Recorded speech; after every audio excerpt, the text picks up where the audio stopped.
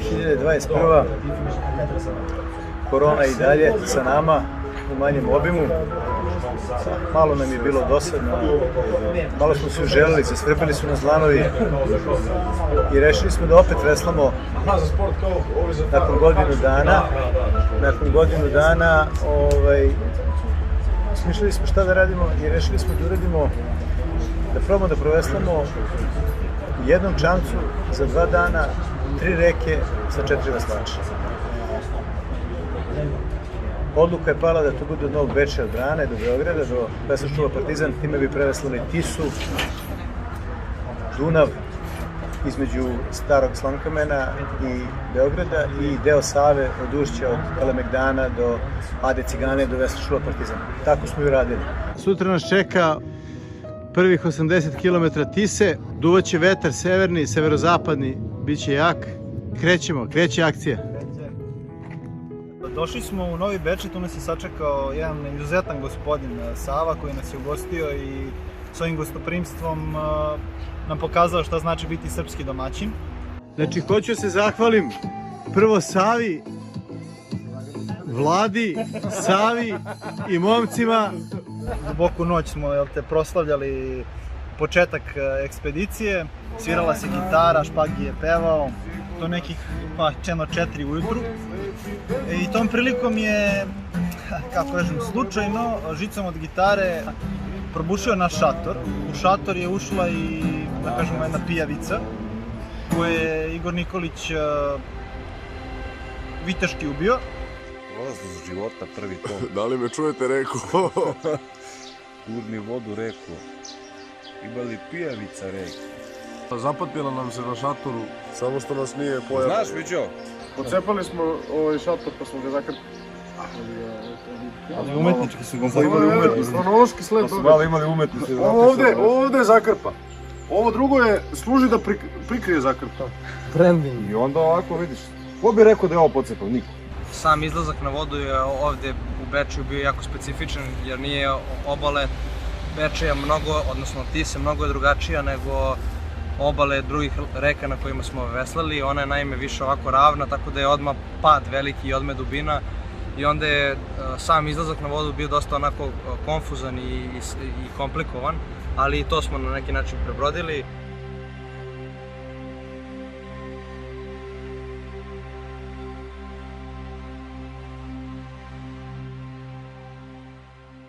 Tisa je pre svega perfektna i fenomenalna reka. Nažalost, voda je bila jako visoka i obale su bile strme, tako da smo prolazili kroz neku apsolutnu divljinu gde, ne daj Bože da nas se nešto desi, stvarno nije bilo načina da se izađe.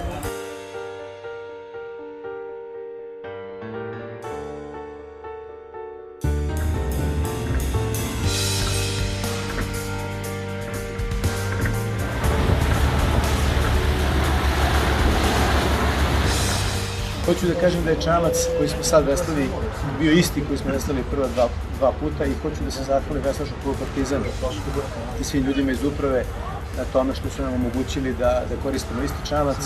Čamac je isto, kao i prošle godine, fenomenalno funkcionisao. Mi smo ga malo naštelovali, doterali za nas, da može da prođe neke talase i da nije za klasično trkanje naštelovan bio, ali je čvrst, dobar i jednostavno ako budemo nastavili, a nadam se da hoćemo, želimo da nastavimo da veslamo u našem čamcu. Startuje druga etapa,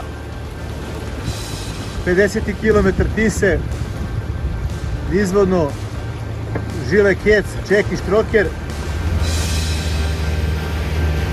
Evo ih braća Sinković na Tisi.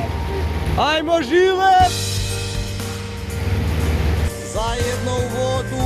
Zajedno u vodu Filipe! Brzo od vertikale, Filipe! Ovo je divljina pored Tise, znači nema znaka civilizacije.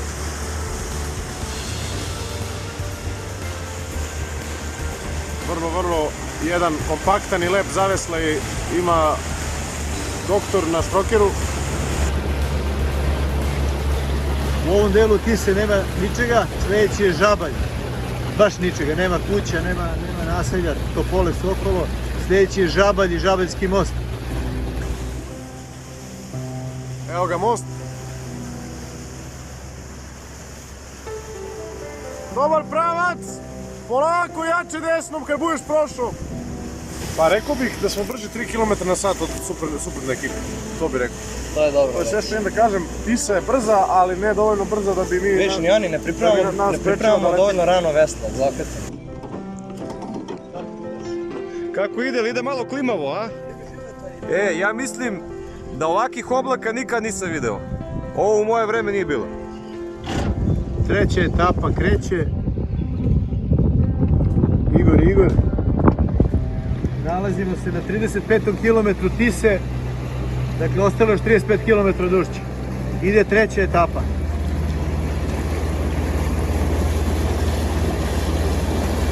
Sljedećih sat vremena.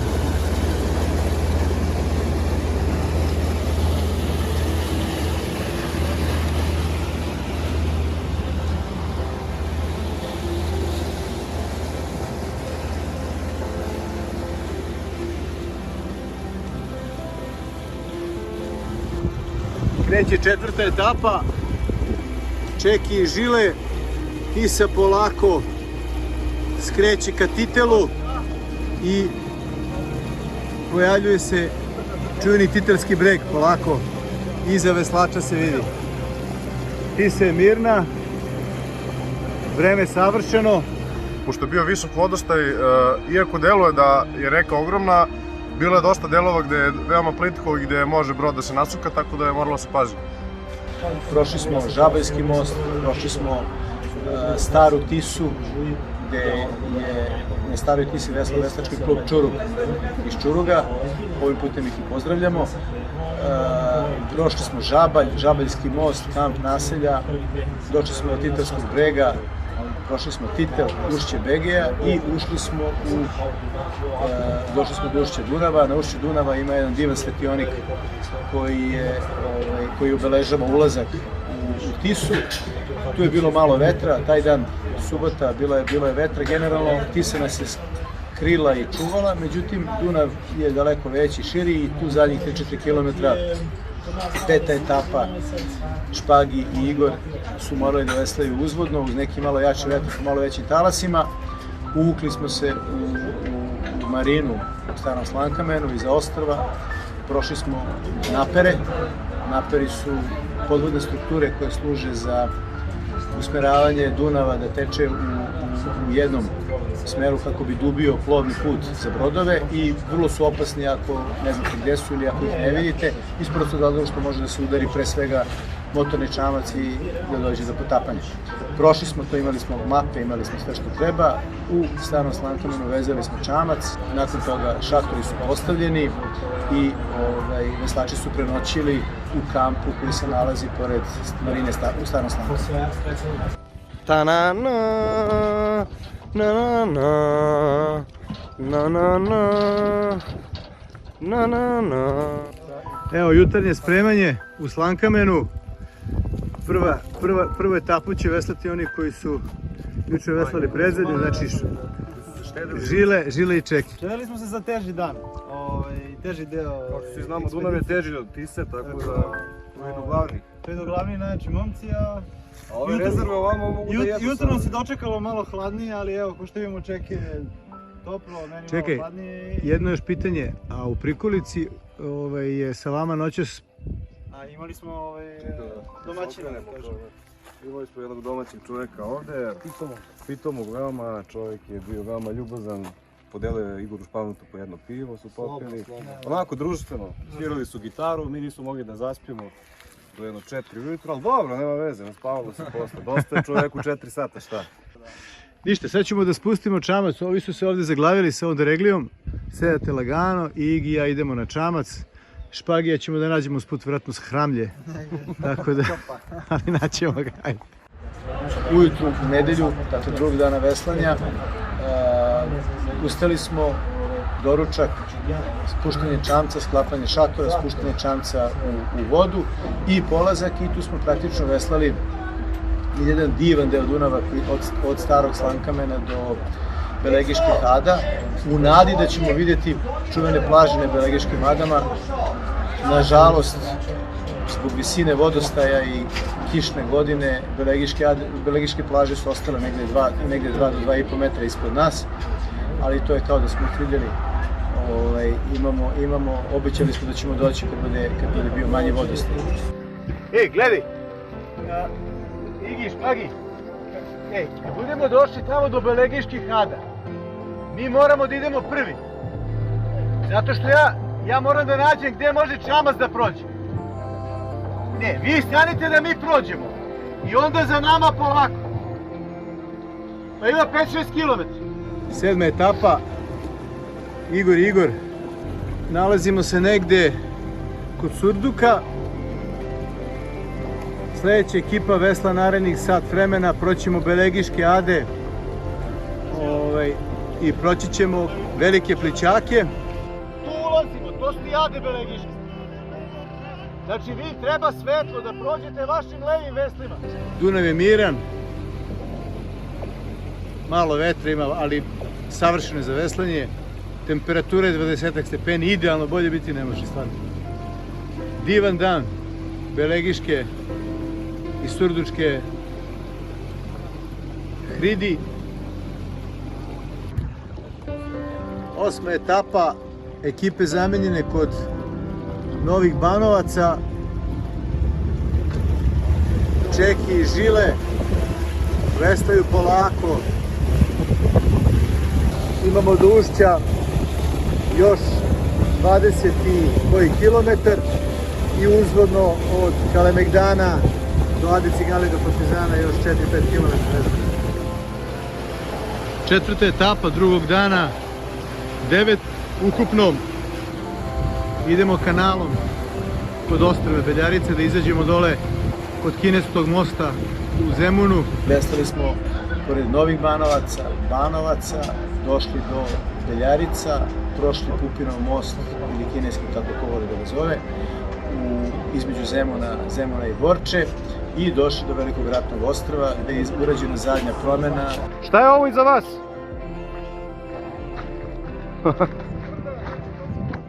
Znači Kale. Znači Kalemegdan. Jel' tako? Vidi se da si učio istoriju, majstore, bravo. Žile, Filip Živković i Čeki su odeslali od Ratnog ostrva do Ade Cigalije, prošavši sve splavove koji su proradili jer je korona koliko toliko popustila i prošavši Beograd na vodi u nedelju popodne. Ko je ikad bio nedelju popodne u Beogradu na vodi zna kakvi su talasi i koliko tu glisera se vozi. Tu smo prošli, to je najgori to je period, ono popodne, ono kad svi bre glisiraju, a tamo je zabranjeno inače glisirati. Koliko? 6 čvorova? Upravo 6 čvorova je. 6 čvorova, tamo su svi divljali sigurno oko 12. I taj zadnji dan i sam dolazak u Beograd, ideja je bila zapravo da Žile i Čeki odveslaju tu poslednju etapu kroz Beograd, kroz Ušće i da praktično uzvodno dođu do samog kluba. Špagi i ja smo se baš onako potrudili da što sa muzičkim željama, što sa live-ovima na Instagramu koje smo snimali, dosta onako podignemo atmosferu. Ta etapa je trajala jedno sat vremena. Bilo je specifično po tome što smo morali da se trkamo sa dronom. Znate, dron ima bateriju 20 minuta. I sam trkali se u isto vreme stigli. Jeste, 20 minuta je, brate, 20 minuta je trajala baterija. Da stignete od Ušća do... I mi smo stigli. Iako je trebali smo da veslamo sat vremena, što govori o našoj brzini i snazi.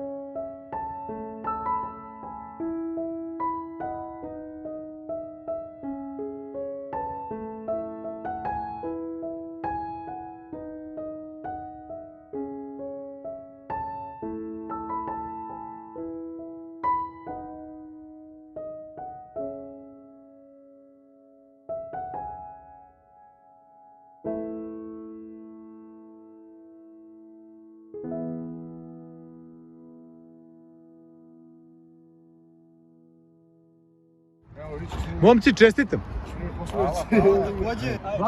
Vidi ovo. Pa ovo bre, ne, ovo na VMA ne mogu da več. Je li bilo teško, jeli? Najteža etapa do sad.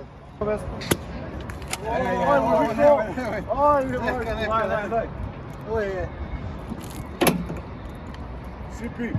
Ovi papir, možeš prodati, boli ga. Žene. Jeba ti si imao vodu. Žile, ti moraš. Ja ti kažem, brzo. Žile mora popiš. Ajde, Žile, jevat. Treba ja da Žile! Ljudi, čestitam. Ajde, da završimo. Bravo. Čekaj, zatvorimo mrežu sve. Ajde, Vić, upadaj. Ajde, zatvori klapnu. Zatvori klapnu. Dobro, slikat ćemo se poslije. Ovo je, čekaj, screenshot, bam. Mislim da je ovaj put kao da mi je nekako, kao da sam imao više vremena, znači valjda zato što smo već išli 2 puta i prošli smo sve što ima da se prođe otprilike na reci što se tiče veslanja i mislim da je nekako opuštenije mi je bilo i valjda i prošli put i Đerdap bio dosta nemirniji, talas i ovo tako da sam ovaj put imao osjećaj kao da smo bili 5 dana, a bili smo 2 dana i to mi je glavna razlika. Ovaj put smo nekako, ja mislim, bili spremniji na sve što nam se sprema i više smo se opustili, više smo družili i uživali jednostavno u reci i u društvu i u svemu što donosi ovakva ekspedicija. Mnogo mirnije je bila reka i sa te strane manje je bio napor što se tiče žuljeva i samim tim je onako i veslanje bilo bolje i mogli smo više se posvetimo i slušanju muzike i nekoj interakciji između čamca koji prati i veslačkog čamca, tako da sa te strane to je onako glavna razlika i naravno Tisa koja je dosta onako zahtevnija jer je brža pa ne može baš ni da se provlači jer progurati vesla, tako da sa te strane onako prvi put smo veslali da kažemo Dunav je do sad bio ipak ozbiljna reka i mnogo veća od svih, Tisa je malo manja reka, mislim malo više, ali u svakom slučaju to je glavna neka impresija, da kažemo i to što na Tisi ima mnogo manje živog sveta, sve je u šumi, sve je nema ljudi, nema civilizacije, tako da eto to je. Ali veslanje je bilo bolje sigurno, bilo sad bolje. Tisa je mnogo brzo, to je najbrža reka do sada na kojoj smo veslali. Vodost je bio ogroman sad, to je razlika isto, sad su obale bile potpuno nepristupačne, mislim. Koliko su rekli 4 metra da je bilo? Neko tako broj, neki 4 metra više nego inače, tako nešto. Iako na kraju mogu da zaključim, još jedno spektakularno iskustvo i nećemo stati na ušu. Vrlo brzo idemo na 4. veslanje. 4. veslanje je avgust. Vidimo se onda tamo. Hvala.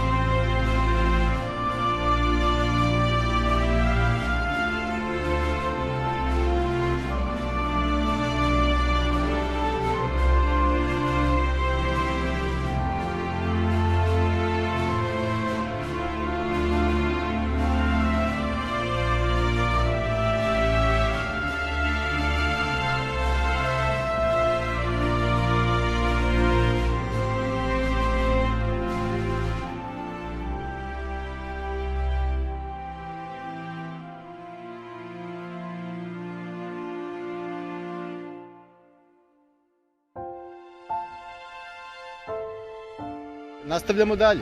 Znači treba da svake godine odveslamo dve kako se zove, ture i 2 etape, odnosno neka 2 veslanja. Ovo je bilo prvo za 21. Korona nas malo davi, ali proći i on. Pa korona je i dalje, ali to smo navikli da je i dalje korona. I onda možemo idemo na dalje put. Jel se dogovaramo, idemo još jedno veslanje ove godine? Vidjet ćemo gde. Minimum, možda odemo nećemo sad previše da otkrivamo. Nećemo i da otkrivamo, mislim, ne bi napravljeno bolje da ostane kao iznenađenje za budući neki film i za gledalce koji prate. Ništa. Napravit će se teaser trailer. Pozdrav za sve pratioce 500 tona veslanja.